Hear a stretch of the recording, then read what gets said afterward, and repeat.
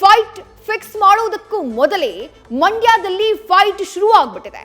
15 ದಿನದ ಅಂತರದಲ್ಲಿ 5ನೇ ಬಾರಿ ಸುಮಲತಾ ಸಕ್ಕರೆ ನಾಡಿಗೆ ಎಂಟ್ರಿಯನ್ನ ಕೊಟ್ಟಿದ್ದಾರೆ. ಟಿಕೆಟ್ಗೆ ಹಠಕ್ಕೆ ಬಿದ್ದಂತಹ ಸ್ವಾಭಿಮಾನಿ ಸಂಸದೆ ದಳಪತಿಗಳಲ್ಲಿ ಟೆನ್ಷನ್ನ ಕ್ರಿಯೇಟ್ ಮಾಡಿದ್ದಾರೆ. ಇತ್ತ ತುಮಕೂರಿನ ಬಿಜೆಪಿಯಲ್ಲಿ ಅಚ್ಚರಿಯ ರೀತಿಯಲ್ಲಿ ಒಕ್ಕಲಿಗ ದಾಳ ಉರುಳಿದೆ.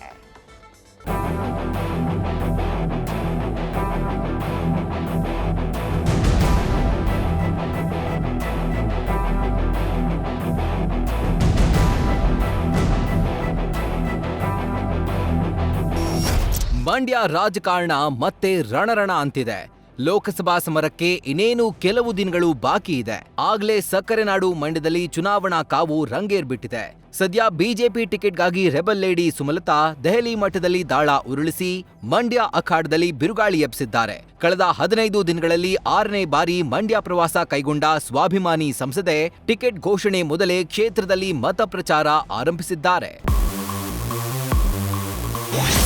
ಮಂಡ್ಯ ಫೈಟ್ಗೆ ರೆಡಿಯಾದ ರೆಬಲ್ ಲೇಡಿ ಸುಮಲತಾ.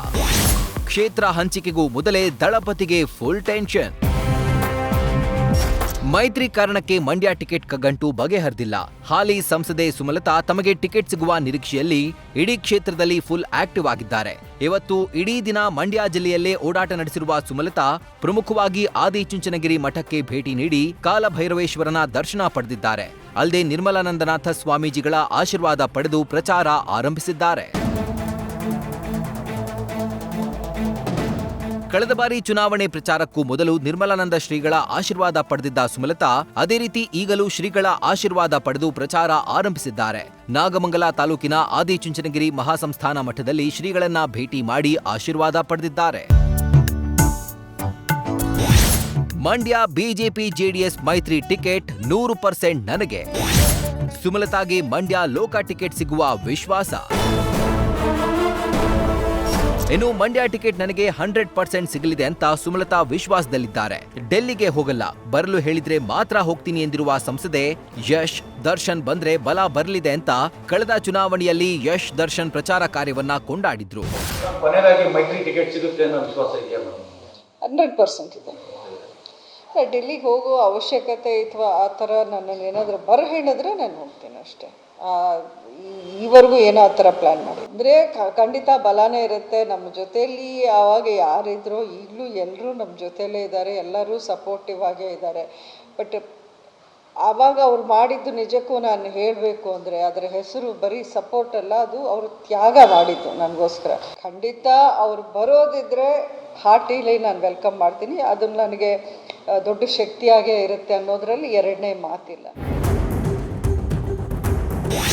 ತುಮಕೂರು ಲೋಕಸಭೆ ಟಿಕೆಟ್ಗಾಗಿ ನಿಲ್ಲದ ಪೈಪೋಟಿ. ಬಿಜೆಪಿಯಲ್ಲಿ ಒಕ್ಕಲಿಗ ದಾಳ ಉರುಳಿಸಿದ ಗೋಪಾಲಗೌಡ.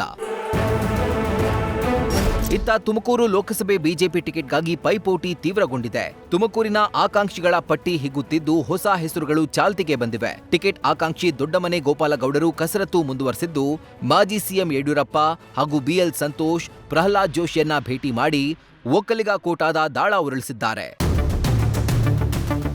ಒಟ್ಟಾರೆ ಟಿಕೆಟ್ ಘೋಷಣೆಗೂ ಮೊದಲೇ ಕ್ಷೇತ್ರದಲ್ಲಿ ಆಕಾಂಕ್ಷಿಗಳ ಪಟ್ಟಿ ದೊಡ್ಡದಾಗಿ ಬೆಳೆಯುತ್ತಿದೆ. ಒಂದ್ ಕಡೆ ಪಕ್ಷದಲ್ಲೇ ಆಕಾಂಕ್ಷಿಗಳ ಸಂಖ್ಯೆ, ಇನ್ನೊಂದೆಡೆ ದೋಸ್ತಿ ಕಾರಣಕ್ಕೆ ಕ್ಷೇತ್ರ ಹಂಚಿಕೆ ಆಗದೆ ಹಲವು ಸಂಸದರು ಅತಂತ್ರ ಸ್ಥಿತಿಯಲ್ಲಿದ್ದಾರೆ. ಕೆಲವೇ ದಿನಗಳಲ್ಲಿ ಈ ಎಲ್ಲಾ ಗೊಂದಲಕ್ಕೆ ಪರಿಹಾರ ಸಿಗುವ ನಿರೀಕ್ಷೆ ಇದ್ದು ಬಂಡಾಯದ ಬಾವುಟ ಹಾರುವ ಸಾಧ್ಯತೆಗಳಿವೆ. ಮಂಡ್ಯದಿಂದ ನಂದೀಶ್ ಜೊತೆ Madhu Ingaladal, news first, Tumakuru. News first ನಿರ್ಭೀತಿಯಿಂದ ನಿಮ್ಮ ಪರವಾಗಿ.